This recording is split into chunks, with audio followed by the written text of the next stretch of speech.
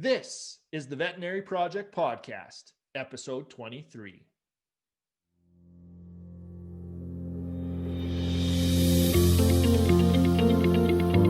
Welcome to the show created by vets featuring absolutely no pets.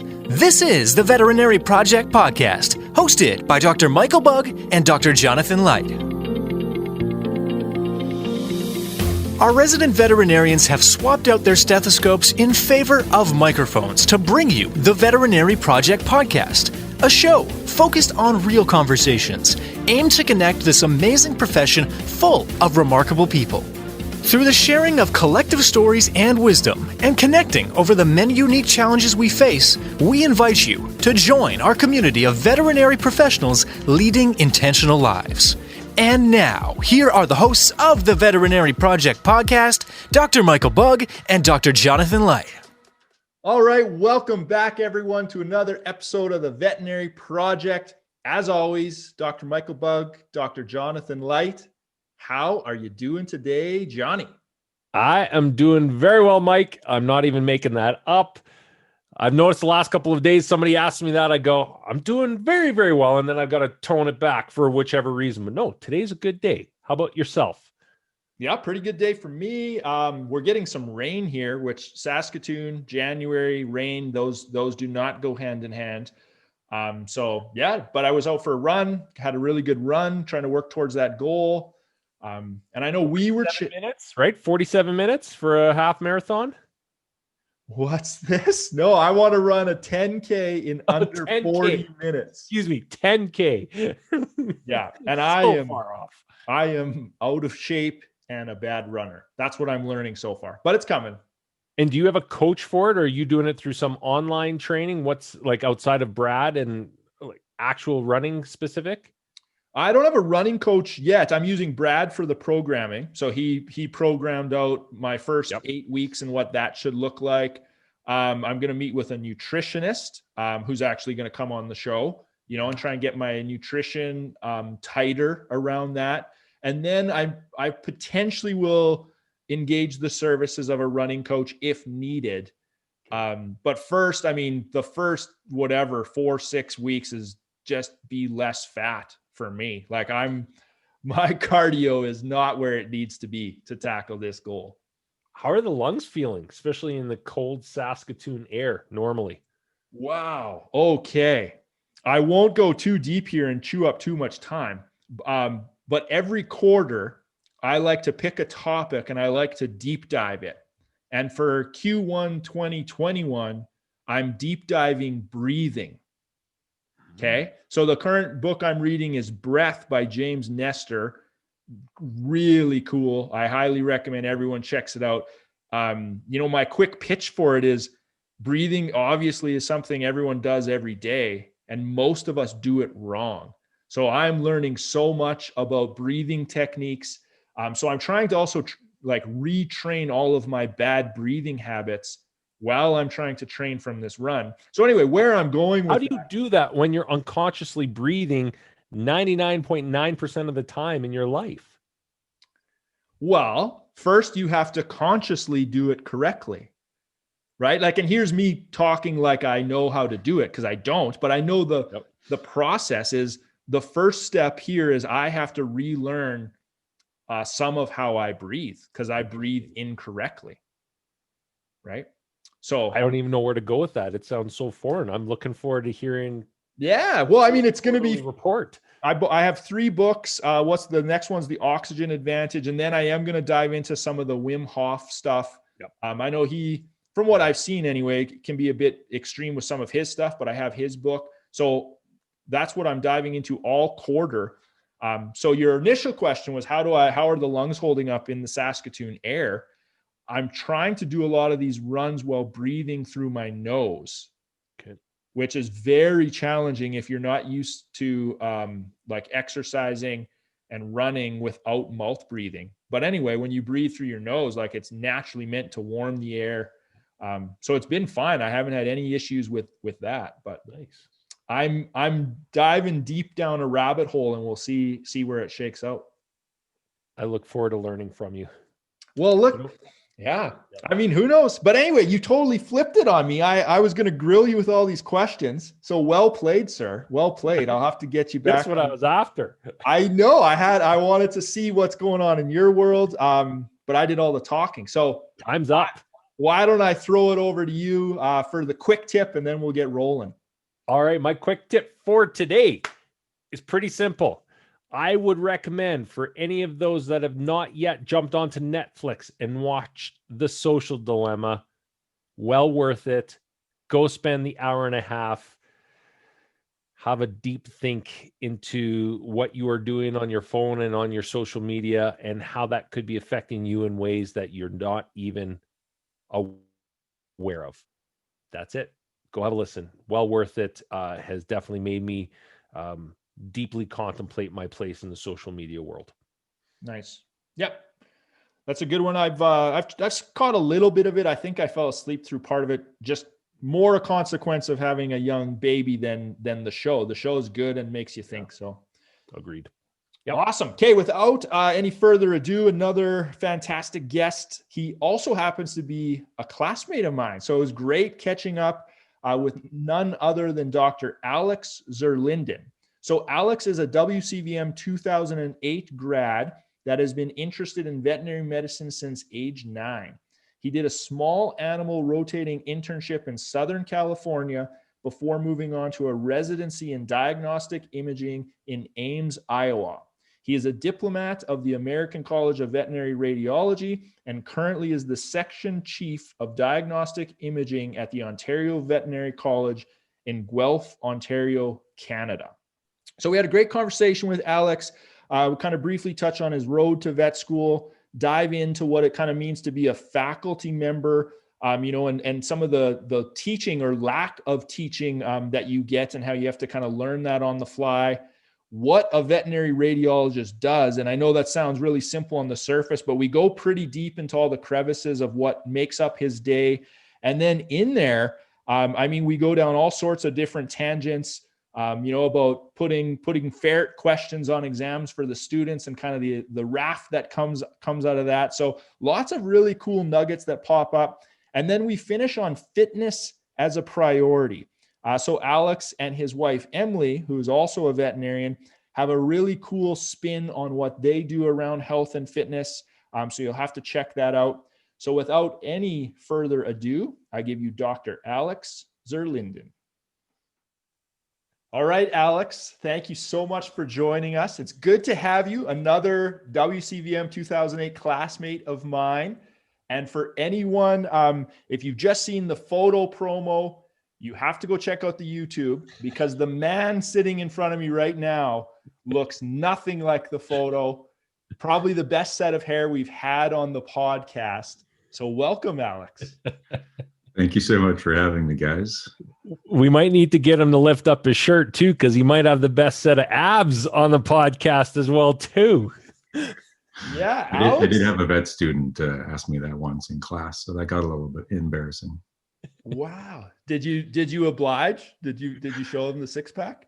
No, that would have been pretty inappropriate, I believe. So yes, so yeah. I had to take the higher road and pull him aside and tell him that's not a good idea to ask your prof that question.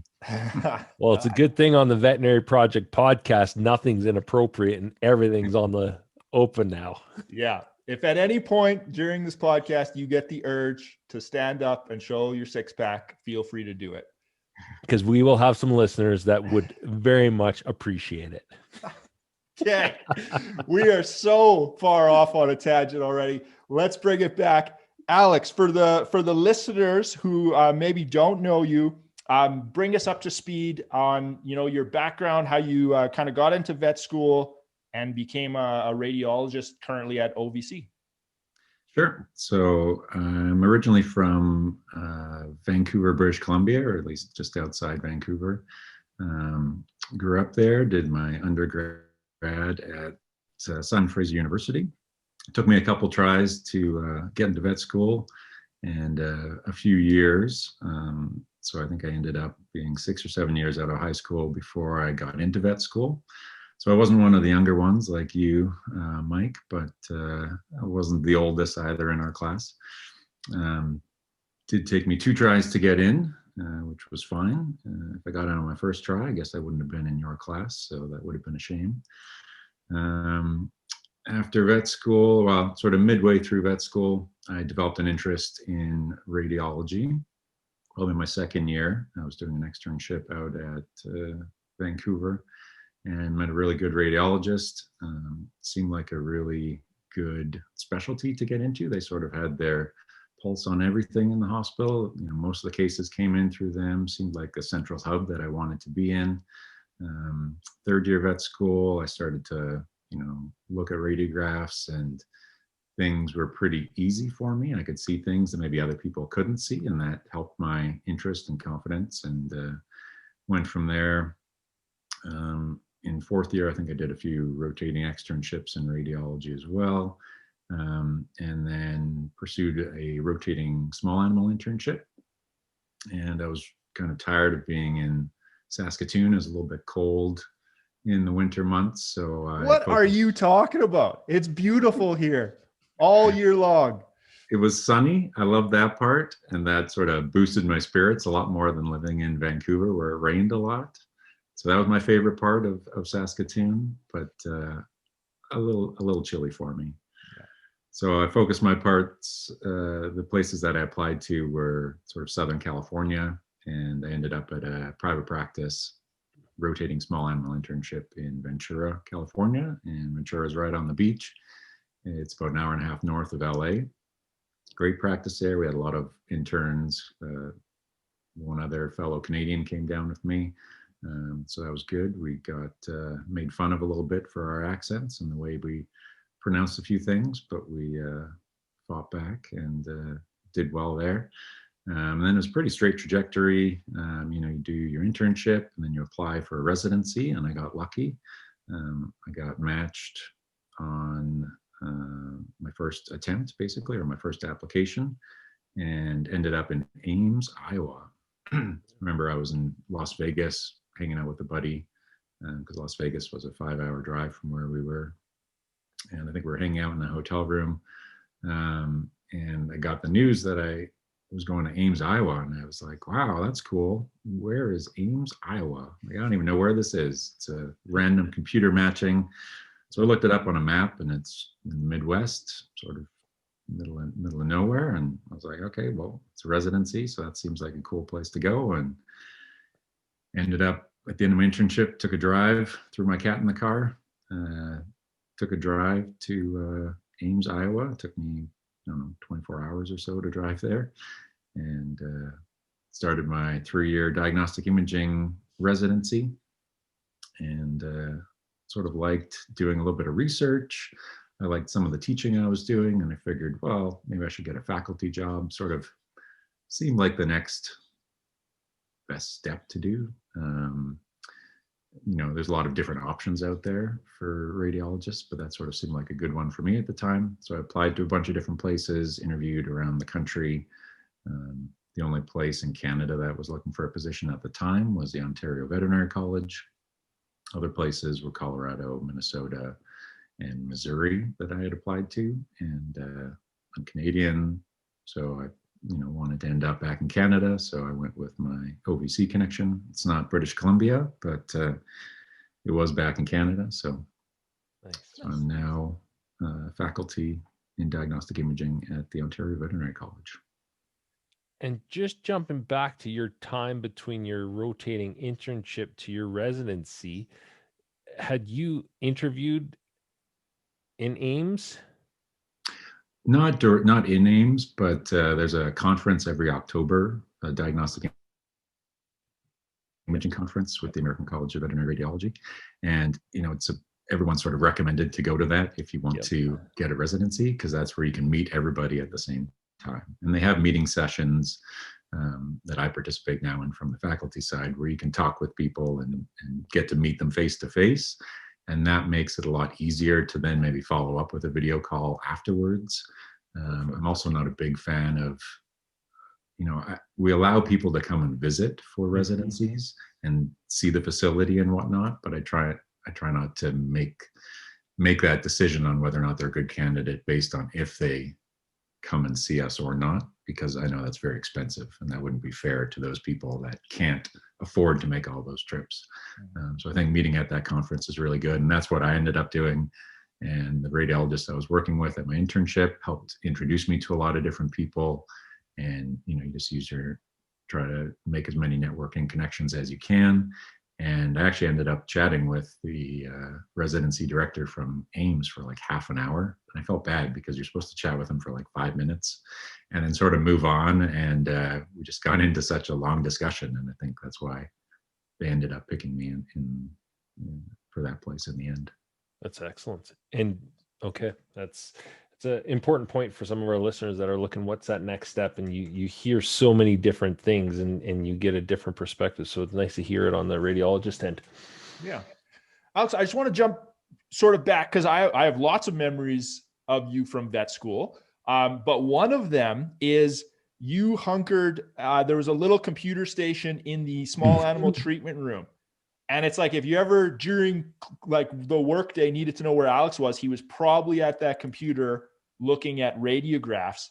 And you had mentioned, when your interest got sparked, and you said, radiologists are kind of the hub, lots of cases flow through them. So I just want to jump back to that. Like what was the moment? What did that feel like when you kind of went from like, I'm in vet school to, okay, I'm going to be a radiologist. That's the path. I do remember one specific case, and I think we were actually short of a radiologist or whatever radiologists were there that day. I don't know if you remember back in our fourth year rotations, I don't think they were there, or some of them were sick or something like that. And so there were times when it was just the students, and it may have just been that day or whatnot. But I do remember, there was 6 of us students looking at a case, and there was an internal medicine specialist. She had brought the case in. And basically, we were looking at this radiographs of this obstructed cat or dog that had this nice intestinal distension. And I looked, we interpreted the rads, and I was like, okay, this looks obstructed. I would send it to surgery. And then, there was a discussion with the internist, and she was like, well, I don't know if I see that. And then I think I convinced her eventually. And then, she ended up going to a few other faculty. I assume, I don't really know what happened after that. And then the patient went to surgery, and I was like, oh, okay, well, that's kind of cool. Maybe I can see things even as a student that some of the other faculty weren't seeing. It's not their specialty, but, they still look at radiographs all the time. And that was one thing anyways that clicked in my mind and was like, okay, I can do this. This seems interesting. I didn't maybe know everything about the specialty at the time.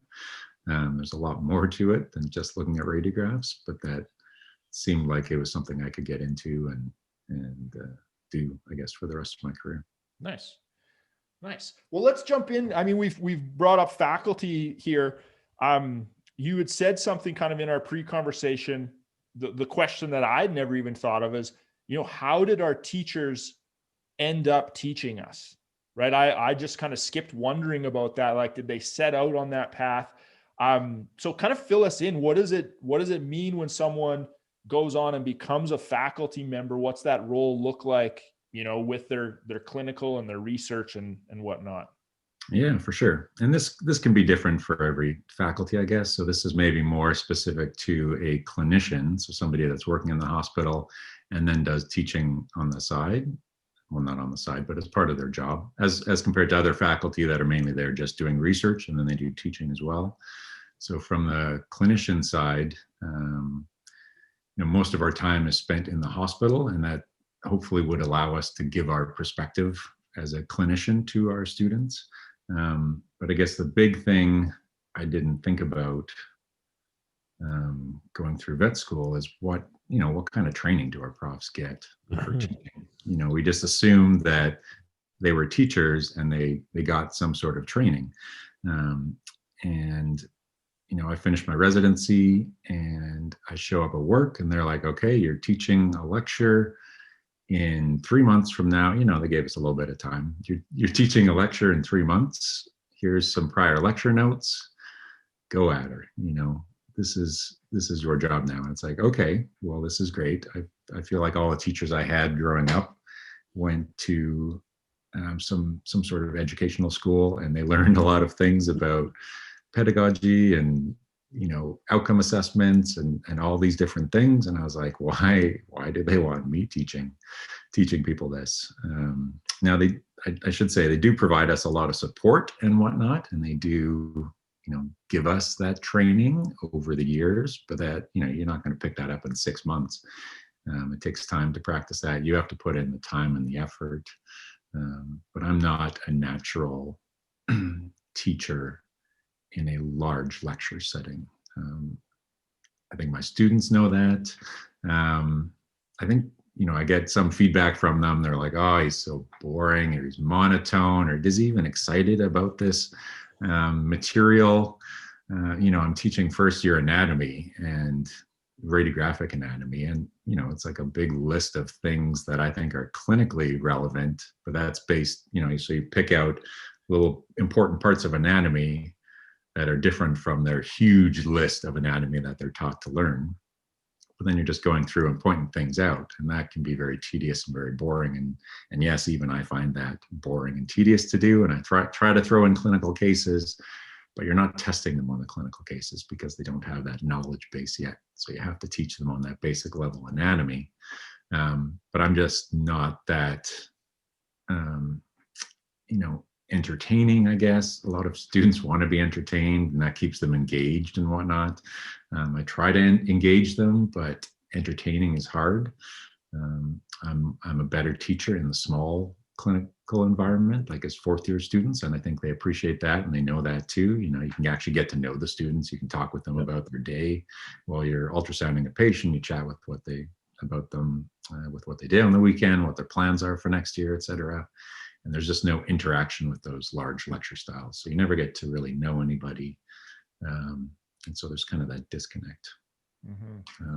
But yeah, man, that gives me an appreciation for our profs, because I hadn't thought about that. And you think of the profs that were, just, their classes were always super entertaining and engaging, and it's like they just had to go pick up those skills and learn those skills on the side. And I'd never thought of that, so that's kind of cool. What would you say, like, what did you learn about yourself? What was the biggest thing you discovered of yourself in trying to teach yourself to be a teacher? I guess, well, some of it was based on student feedback. So projecting my voice. I have a fairly low voice, and it doesn't tend to travel well in a lecture hall. And for whatever reason, the first few years out, all the microphones were broken in the lecture hall. So I couldn't actually use them. Luckily, that got a little bit better. The microphones got fixed, or they were actually working the whole time, and I just didn't know how to work them until a few years in. So that helped a little bit better. And then I guess I realized I wasn't going about it the right way and thinking about, learning outcomes. What should the students be learning? What do I think the students should be learning? And then assessing them properly. So, basic things from a teaching standpoint, but it's nothing that you and I are taught in vet school or even after that, So it's a huge learning curve, and it's something that you have to spend the time and have the desire to want and go and do that. Which can be tricky because you have to juggle that with everything else that you're doing as well. Yeah. Sounds like you have to be pretty open to like self-assessment, right? Where am I weak or dropping the ball, and how do I improve that? Yeah, for sure. And it helps. It also sounds like your bosses are your students are your bosses, because you don't have other faculty members probably in there grading you on all these different points of being a teacher. The students would like that comment, and they would like to think that they are my bosses, but but you can get other faculty to come in and assess you, and that's sort of encouraged and whatnot. I've tried to do that a little bit, but I couldn't actually get the people into the class with me. So it is something I would like to do. Having this year, doing a lot of videos and whatnot, and editing those videos, I am forced to go back and watch myself. And I think that has helped me this year as well. A little bit more so, because I would always shy away. If I was taped in the past, I wouldn't watch it.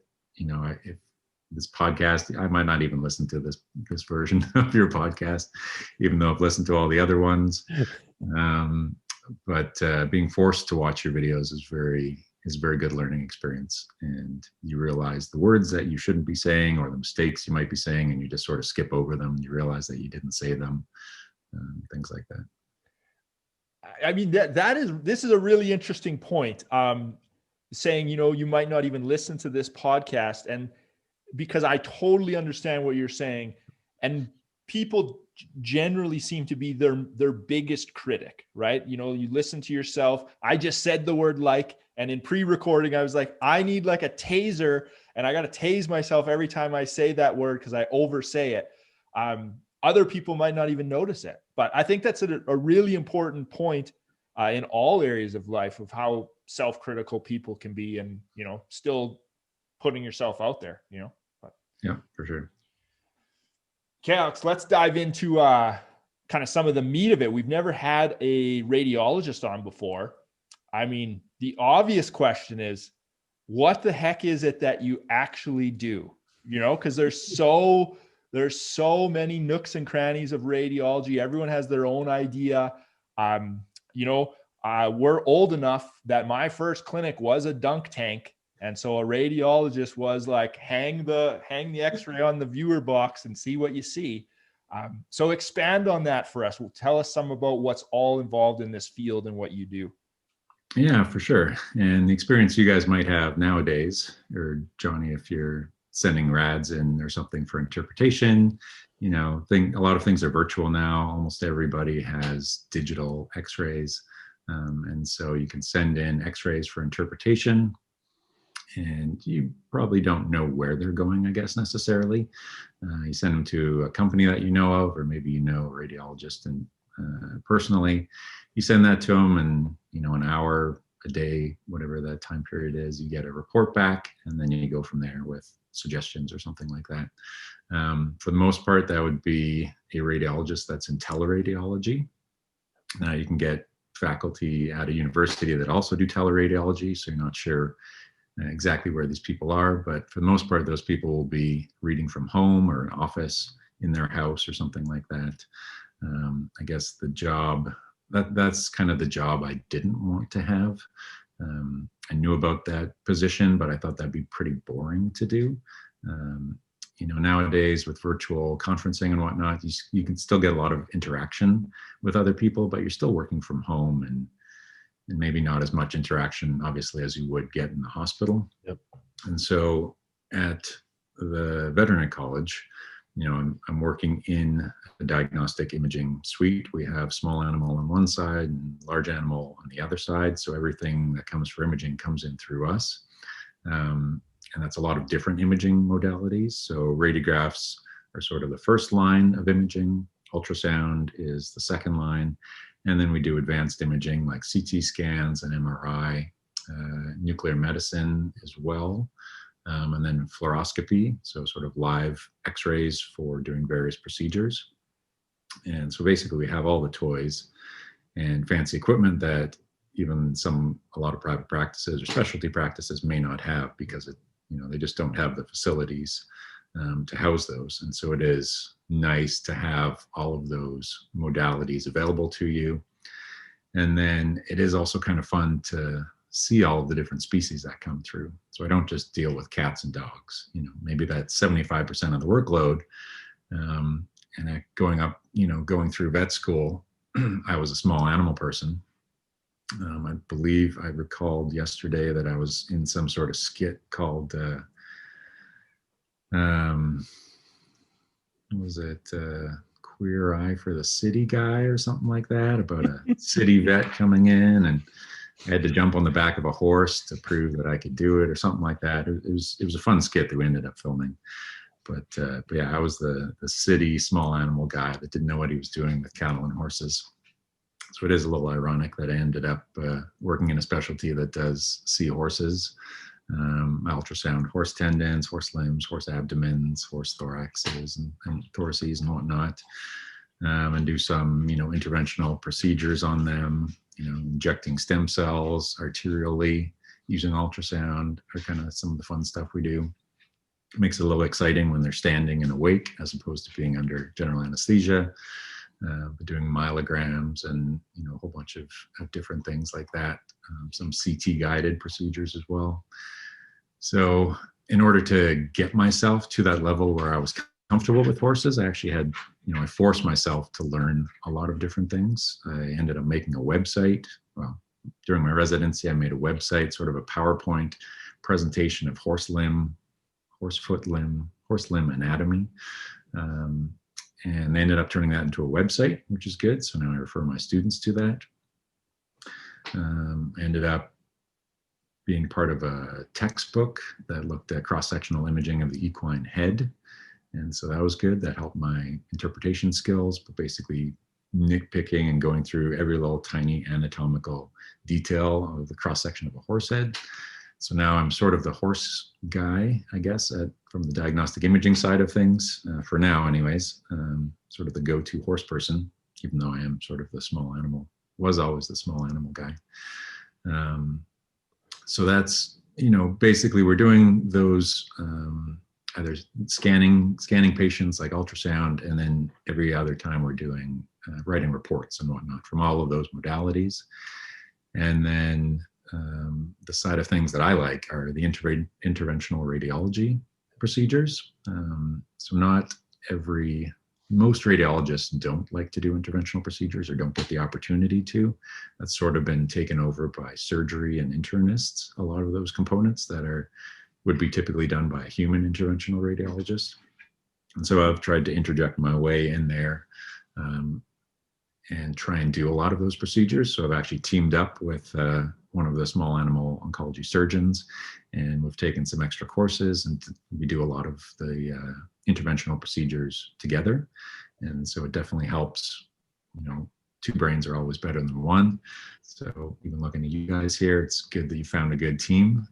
It's very important is to find somebody that you share the same philosophy with, isn't going to want to take over the procedure, and will actually share the procedure. So we share all of our procedures equally. And if one of us has a case, we bring the other one in and have them do, help out or provide insight in that case. And whether that's, placing a stent, a nasopharyngeal stent or tracheal stent, urethral stent, doing an esophageal ballooning for a stricture. We do some intravascular procedures for intrahepatic portosystemic shunts, arterial coiling, if things are bleeding, arteriograms, basically studies of the arteries in the body, and that sort of thing. So those have been a recent interest of mine in the last few years, and we've tried to build that service a little bit, but it is challenging to build that service by ourselves, I guess. Mm-hmm. But that's, for the most part, that's part of what we do. A large part of what I do, I guess, anyways, on a day-to-day basis on clinics. Okay. So first off, I had a little very minor PTSD when you brought up skits, because I remember you and I singing in first year. Didn't they dress us up and threw us on stage? Oh, yes. That was like first day. And you and I had to sing. I don't remember what the song was, and I am not a singer. You were the lead. I think it was singer. A Metallica song. It wasn't even a good song to sing. I don't even know. But anyway, I hadn't thought of that in years. It was making me laugh. Anyway, the range of stuff you do, I mean, that is incredible. The other thing that's jumping out at me, and this is just my sort of narrow-minded thinking, is you do a lot more hands-on, right? Like when I was thinking of a radiologist, I send my x-rays off and they're sitting at a computer somewhere and they interpret them. But it's like, that is such a narrow slice of the scope of work that you do. So yeah, for sure. And that's what, a lot of people still want that job. They don't want to interact with people necessarily. And that's why some people go into it. They don't want to interact with clients or even other clinicians maybe necessarily. Yeah. And so they want that job where they can just interpret rads, write a report, and then be done with it. But I, even when I was deciding on a specialty or thinking about it, I knew that I was good. I worked well with my hands. I could, so surgery was always an option there. I looked at ophthalmology because you could do surgery, but then you do some medicine and you still interact with people. And then when I got into imaging, my main focus was, okay, well, how can I still use my hands and do well with this? And that's where the interventional procedures came up. And, I can stick a needle using ultrasound into basically anything in the body. And then using that skill, for a lot of different things is very helpful. And that's sort of one of the more rewarding things of my job. The part, because you're not just helping the patient, helping the case along, you're actually physically doing something to help that patient. And that, gives you a lot more, a better feeling anyways, that you've done something. Do you think, Alex, to jump in here for a second, Mike, that your breadth of knowledge and breadth of clinical skills and what you do on a day-to-day basis is based on where you're at and what you've been able to grow in the evolution of your role at OVC as compared to other areas you might have ended up, or other geographies, places, private practice? Yeah, for sure. I think, anything could have been different. I guess I don't know what would have happened. I think having the people around me and the other faculty in my department have helped guide, not that they guided me in that, but, helping them, seeing what they were doing, and then developing my own ideas and my own interests, and then making collaborations with them. So I've made good collaborations with people. You learn who you can work with, and you learn who maybe isn't a good fit for you, but would be a good fit for somebody else. So that's fine. But a lot of that is also maybe just yourself, and what do you think are your shortcomings and what do you need to work on, and then you actually work on those and get better at them. And so for me, that was the large animal side of things, and so I spent a lot of time focusing on that to get better and make myself better overall. And so why did you jump? So again, we talk and hear a lot about focusing on your strengths, ignore your weaknesses. You come from city, you didn't have that large animal experience, and yet you have evolved and put so much effort onto that large animal side. I want to understand why you did that. I guess for the most part, I didn't want to look like an idiot. So I guess that was my my driving force. After your residency, which was still large and small animals, I wasn't necessarily doing a lot of large animal ultrasounds. And so I had to learn that from the get-go. So I learned that after my residency. You can get by and you do enough to pass your board exam, but that doesn't mean you're physically doing the ultrasounds. It just means you can look at the images and interpret the problem. Mm-hmm. So when you jump to that hands-on approach, that's a little bit different. And that was the biggest struggle. I just didn't want to look like an idiot. And I wanted to help the patient out as well. That's probably number two, is that I wanted to do some good for that patient. So I wanted to put the time in and sort of bring my knowledge level up to where I was at for the small animal side of things. Nice. Man, that's a good question, Johnny. I kind of want to double dip on that a little bit, because this is a theme, Alex, with you. You keep coming back to, attacking your weaknesses. So when you're faced in those moments, how do you get yourself to just power through, like the self-doubt or, any voices in your head that are saying, hey, this is challenging and you could look like an idiot, but you're going to go through and learn it? Yeah. And that's happened before, for sure, in the past. When it happens in the moment, I guess I realize, I'll come to the realization that I don't know what's going on necessarily. And, you just have to be upfront to the person that you're talking to, whether it's a clinician. You say, I don't know what's going on, but I'm going to put in the time and I'll get back to you with the answer on this. And whether that's, you go and look it up yourself, you educate yourself, look up the anatomy, think through the pathophys on your own type of thing, and then maybe reach out to some colleagues for a second opinion, and then go back to that person and say, okay, this is where I'm at. This is my answer for this question. And then, reflect on myself. Okay, well, why didn't I know that? What do I have to take from this and go back and learn from this? And then, write a note somewhere on your to-do list, which keeps getting bigger and bigger, to, follow through on what you should do. Should I read more journal articles? Do I need to review this anatomy? What do I need to do to get to this level where this is an automatic response, which is, where I'm at sort of now in my career after being here for 8 or 9 years, but it did take a while to get there. And I think it's easy for people to look at someone like yourself, 8, 9 years of that hard experience of putting in the reps and being like, I just want to be where you are right now. Right. Yeah. And what you said is so important about, like, I love that approach, that acknowledge, hey, I don't know what's going on here, but I will figure it out. Like, I will look into it and then I'll get back to you. Right. That follow-up piece of keeping your word, doing what you're going to say, just adds another little piece of confidence that you can keep building on and building on. And after 9 years, there's probably not much that those things don't stump you anymore, right? Like, it's on to new challenges and new levels. 9 short years, yeah. But there are still cases that are brand new and they, never seen them before, even after all this time. And so it's not really how you learn to deal with that specific case. It's how you learn to deal with any case that comes in. And so you have to be, you have to have a strong basis in anatomy and pathophysiology so that you can then take on any case. And I'm at that stage now where it doesn't matter the case that comes in. Even if it stumps me at first, it doesn't matter, I guess, because I will eventually work through it.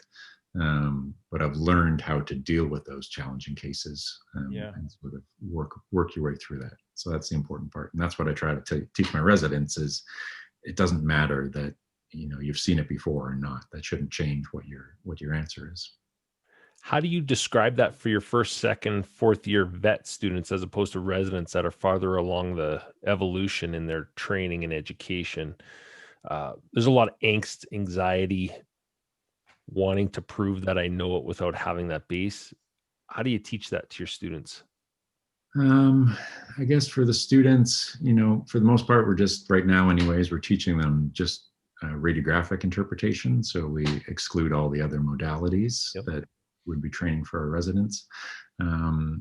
So, I start off with a very systematic approach and I teach them you have to evaluate every radiograph, regardless of the case, in a very systematic approach and go through the exact same organs. If you're looking at the abdomen, you look at everything in the exact same pattern every single time because you have to develop that pattern recognition.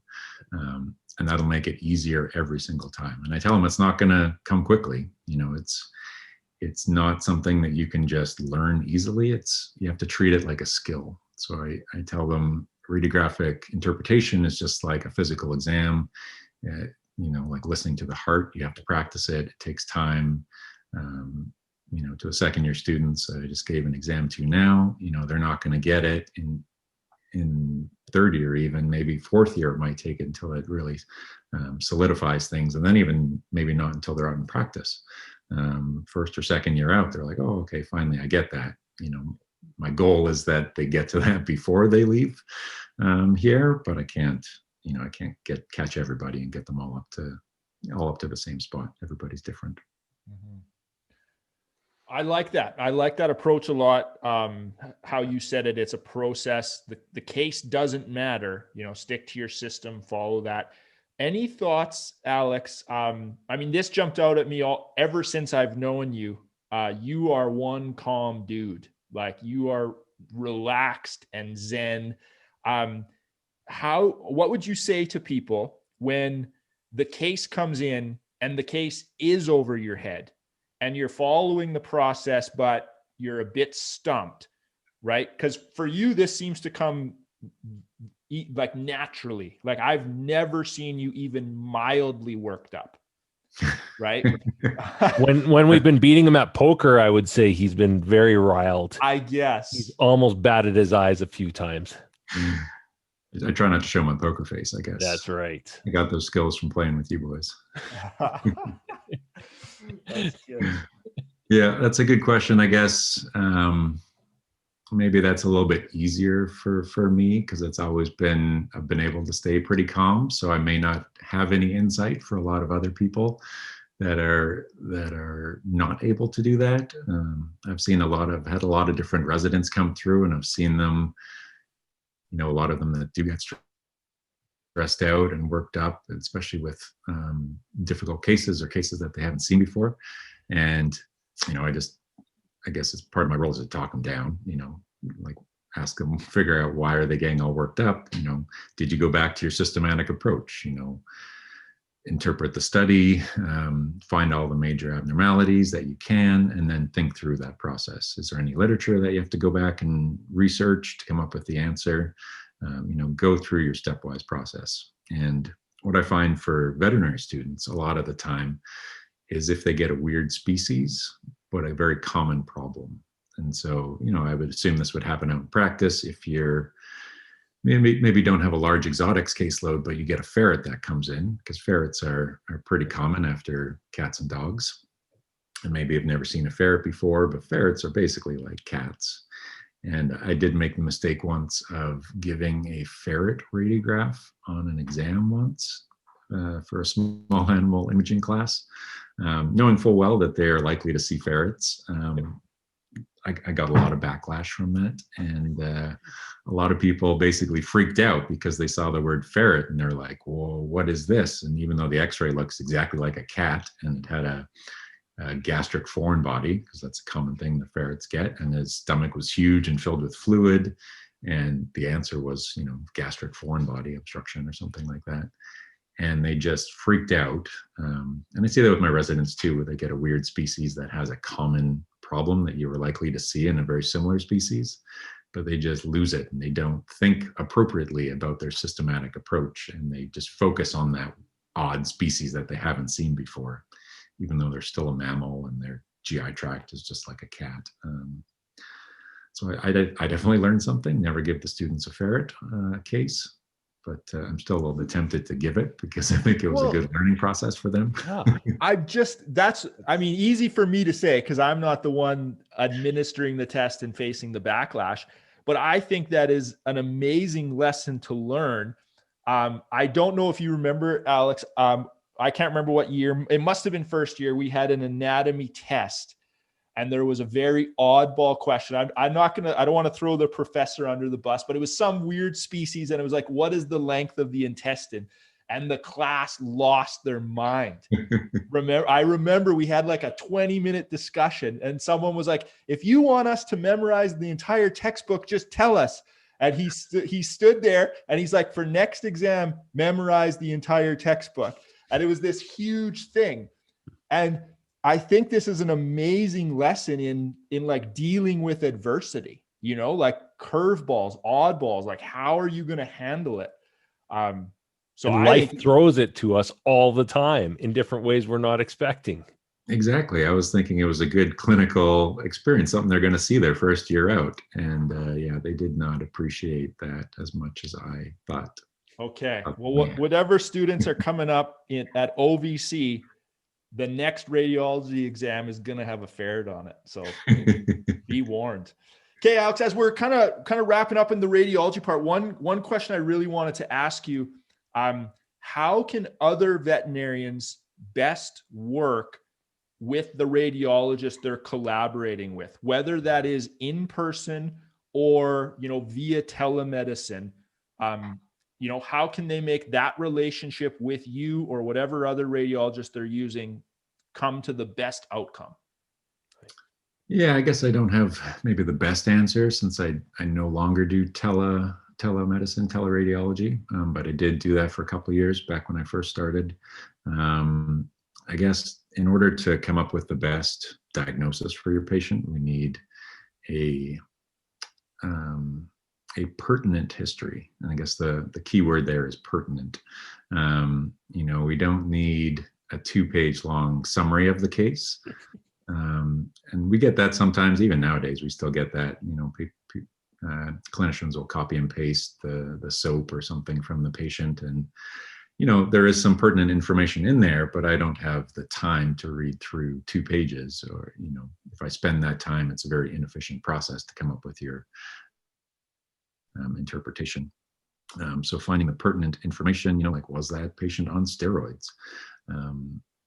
That is a very pertinent question because they could be immunosuppressed and you're wondering if there's an infection that could be explaining the problem that you're seeing on the study.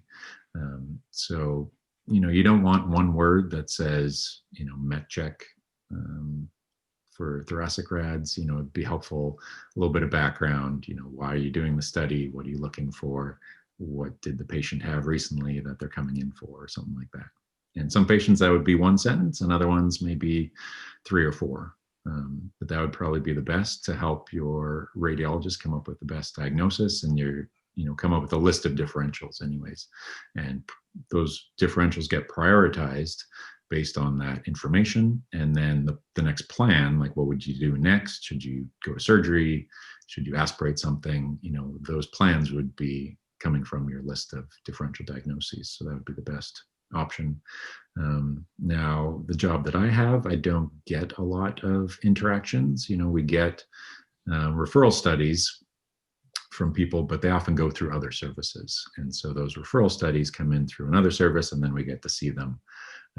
So for the most part, we act as a radiologist for our clinicians and not for our general practitioners, I guess. Okay. Nice. Okay, one final sort of topic I want to get in. I know we're getting a bit long, but it's very pertinent here to how we started with Alex's abs and whatnot.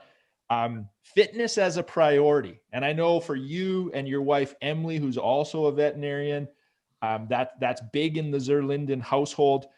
Kind of fill us in on some of the stuff you've done, because it's pretty cool for anyone that follows along on Instagram. Yeah, for sure. Well, back when we first moved to Ontario, we ended up, my wife had a Groupon to a CrossFit gym at some point. And we're like, we wanted to try out something. We were feeling pretty lethargic after work. We'd come home, would chill on the couch and just sit there or fall asleep for 2 hours because we had a long day. And then, our health wasn't up to speed, I guess. And so we ended up trying out this Groupon back in 2013, I think. Tried out CrossFit, fell in love with it right away. Noticed some pretty significant improvements in our health pretty quickly. My wife was a prior gymnast, so she was really good at all of the movements and took to it really quickly. And that sort of motivated me to get to that stage as well. Took me a long time. We moved around to a few different CrossFit gyms. We tried out a whole bunch of different personal trainers as well to sort of improve our health and whatnot. And we got to see that side of things. There are a lot of issues, sort of like when your previous guest said, there are a lot of issues with some CrossFit trainers not having the experience and whatnot. And we've seen some really good ones and we've seen some not so good ones. So like he said, there's a lot of variability out there. You just have to know yourself and your abilities and try not to go, you want to push yourself, but you don't want to hurt yourself. And so I think through our last 8 years, we've learned what we can do and how we should be training ourselves. My wife ended up, going pretty competitive in CrossFit. I ended up doing a bunch of CrossFit competitions. My wife then got bored of it. And so she took up powerlifting. She's about 13 inches shorter than me, so really good size to take on powerlifting. She's a national powerlifter and can lift more than me in some lifts, and definitely based on body weight percentage, lifts more than me for sure. But I've stuck with the CrossFit style workouts, just, high intensity workouts. We wanted to be a good role model to our daughter and have her grow up with fitness as a top priority. So when we bought our current house, we built a garage. We thought it would add value, I guess, to our house. So hopefully that's true. I can ask you, Mike, on that. But we didn't really care about that. We just wanted a place to put all our gym equipment. So we had our friend who was a guy from one of our gyms that we knew. He's also a contractor. And so he built our garage to our custom specifications to have really tall ceilings so that we could put in a rope and some rings to hang from the ceiling. So it's a pretty tall single 1.5 car garage with tall ceilings, and the car has never been parked in it. There's rubber mats. There's everything that we need in there to do cardio, weightlifting, whatever we want. And we use that, 6, sometimes 7 days a week. are always out there, and our daughter loves going out there and swinging on the rings or running around. She knows what getting her exercise in means, and I hope that continues as she gets older and older. And so it's definitely been a priority for us. And luckily our gym was finished last November, so right before the pandemic hit. So we've actually been really lucky and been able to keep going with our exercise regime. Yeah. I love it. I love it. I mean, I see the Instagram. You guys, I'm jealous. You guys have one of the best home gyms that I've seen, and I don't think I would disagree. When you said you got lucky, sure, the timing was nice, but it was all you guys. You took charge. You planned it out. You had a vision. You executed. Now you have one of the sweetest home gyms I've ever seen. We spent a lot of time on it. I'm not sure we can afford it, but we'll pay it off shortly, hopefully. Yeah, I mean, now we could get all philosophical. I would say you can't afford not to. Like when I see it, I see Emily's videos like every day. You're understating how powerful she is. Like it's inspiring to see what she can do, what you've done. And I think this is a really important message for people. I think about the environment, right? It's the environment you're raising your daughter in. It's the environment you and your wife are in on a daily basis. And you just took charge of it and made it what you want it to be. So now external circumstances such as a pandemic don't affect you like they affect everyone else, And I think that's a really important message, and we can apply this to fitness and in all areas of life. So, I mean, I commend you for it. It's inspiring, and one day we'll have a home gym like that. One day. I've seen your setup. It's not bad. Yeah. You don't need much. You don't need a full setup to still do it. It just helps get you out there to move and do it. Yeah. And so would you say, and I know you were very committed before the home gym, right? You guys were going to CrossFit. What is the difference, like having it where you literally walk through the door and you're at the gym? The biggest difference, I guess, is motivating yourself. And now that was a large learning curve, is being able to push yourself. And that's something I had to learn, teach myself or learn how to do, right? Because you want to get the same level of workout that you would get at a gym where you're being motivated by people around you. And so it was sort of a 6-month learning curve to get to that point where I could push myself to get an intensive workout as I should be getting, so I can get better and stronger and improve my cardio and whatever goals I set for myself. And so, yeah. Nice. What time of the day do you tend to work out, Alex? Typically after our daughter goes to bed. Okay. If I'm lucky, we try to make a concerted effort to do that when she's awake so that she can see that and be around us. So sometimes when I pick her up from daycare, if I can convince her, sometimes I bribe her with candies, convince her to go to the garage. She knows she has to do some exercise before she gets those candies.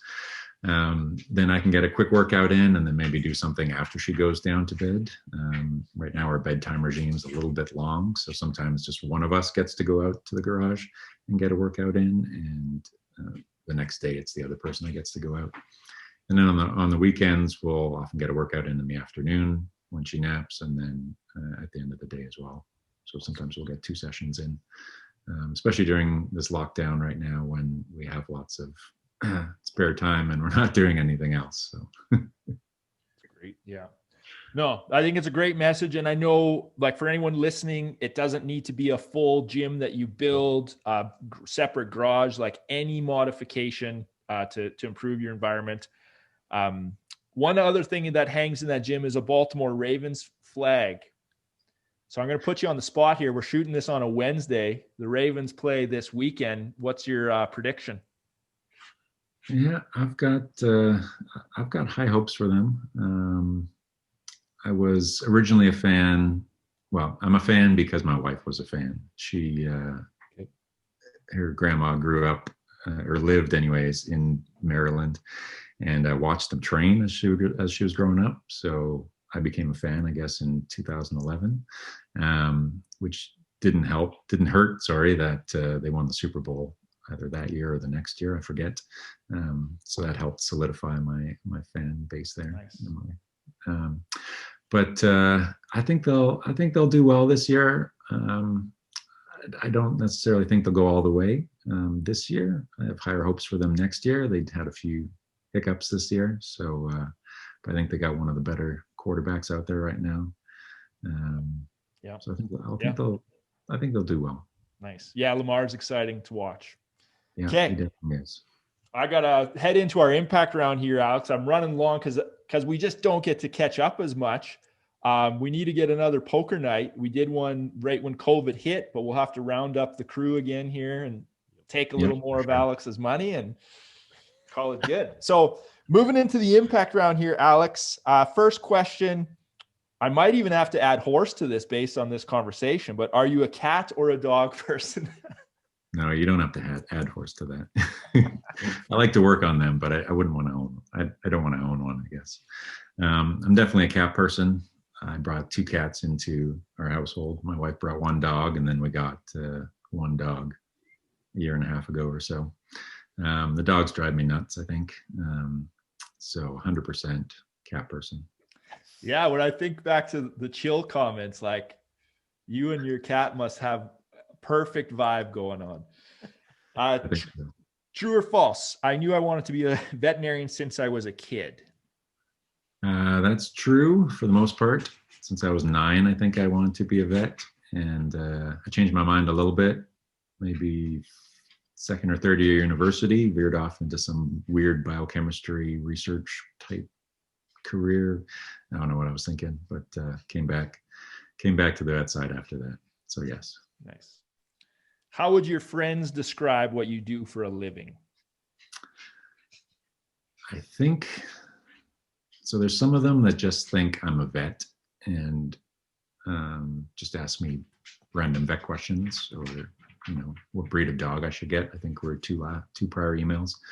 And then the ones that know me maybe a little bit more know that or think that I just look at x-rays. So they'll say I look at x-rays of animals. That's about it. Nice.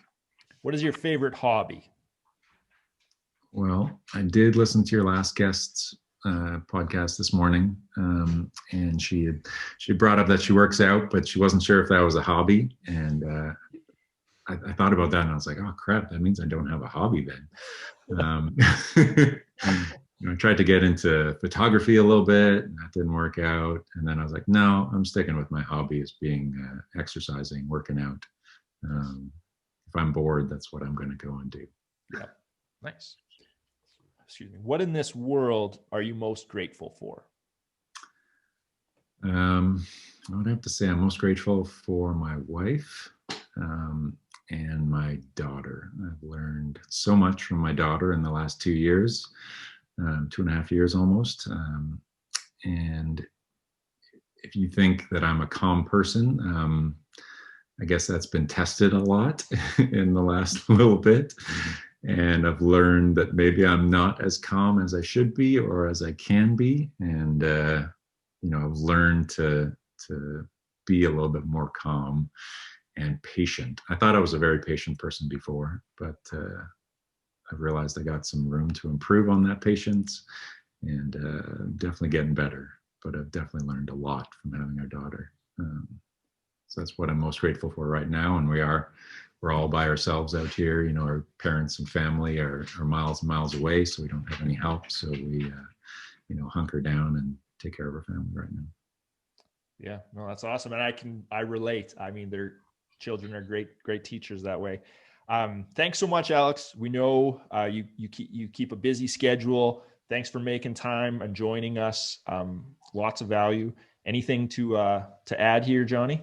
No, another great guest on the podcast. Alex, known you for years and years. Every time, we have the opportunity to catch up, it's a blast. I know when I saw your name came through years ago now as being at OVC, I was really excited to have you back in Canada at that point. And, there was no relation in terms of what I was doing at that point, but it was still great to see you back there. And this has been fantastic and always such real conversation. So it's great, and look forward to, as Mike said, playing poker and taking more. Appreciate that, guys. Thanks for having me, and thanks for doing what you guys are doing here. This is a great podcast to listen to it every week.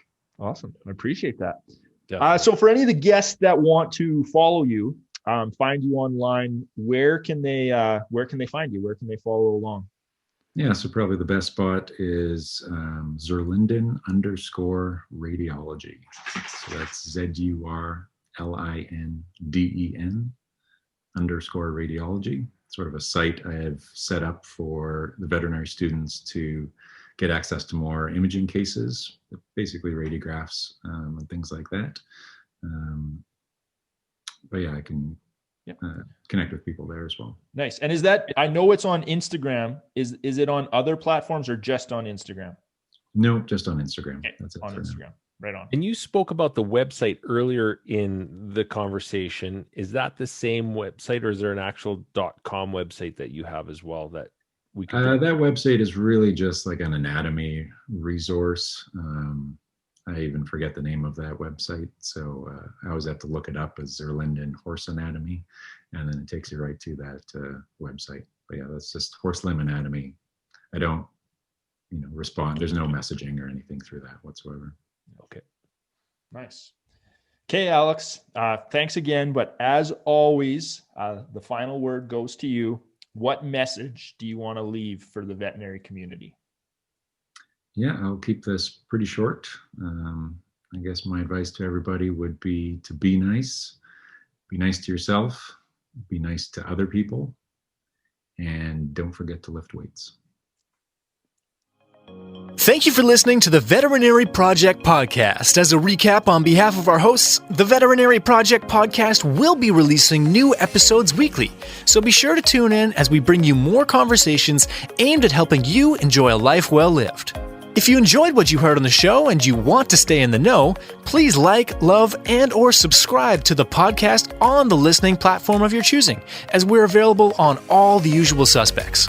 If you know of others that may benefit from these conversations, we'd love it if you please share the show with them, as this will help us grow our community to reach more and more veterinary professionals. Speaking of which, if you are a veterinary professional and would like to get connected with more like-minded individuals who are joining us on this journey, please send an email to the veterinaryprojectpodcast@gmail.com, and we'll invite you to be a part of our private Facebook group.